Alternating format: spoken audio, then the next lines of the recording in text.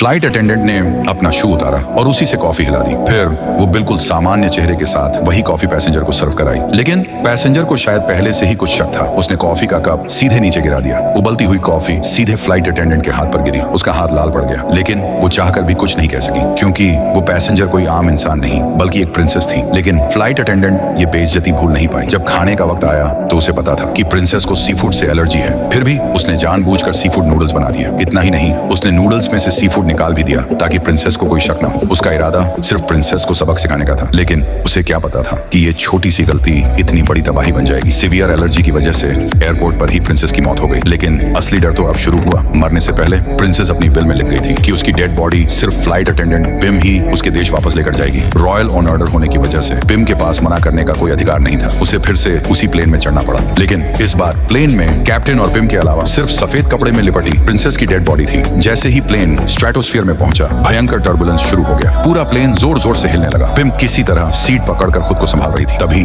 उसने डर के मारे देखा कि प्रिंसेस की डेड बॉडी अपनी सीट से गिर चुकी है और तेजी से सीधे उसकी तरफ फिसलती चली आ रही है। प्लेन जैसे ही स्टेबल हुआ, पिम ने हिम्मत जुटाई और धीरे धीरे बॉडी के पास पहुंची। लेकिन जैसे ही उसने सफेद कपड़े को छूना चाहा, प्रिंसेस की बॉडी अचानक हिल गई। ये देखकर उसके पैरों तले जमीन खिसक गई। उसे लगा शायद प्रिंसेस अभी जिंदा है। उसने तुरंत कैप्टन को कॉल किया, लेकिन कैप्टन ने उसकी बात को वहम समझकर टाल दिया। अब पिम के पास कोई सहारा नहीं था। मजबूरी में उसे अकेले ही बॉडी को उठाकर वापस सीट पर रखना पड़ा। फिर उसने बॉडी को कई मजबूत गांठों से बांध दिया। सब कुछ खत्म होने के बाद वो अपनी सीट पर लौट आई। डर कम करने के लिए उसने आंखें बंद कर सोने की कोशिश की, लेकिन कुछ ही देर बाद एक अजीब आवाज सुनकर उसकी आंख खुल गई और उसने देखा कि प्रिंसेस की बॉडी सीधे उसकी गोद में पड़ी है।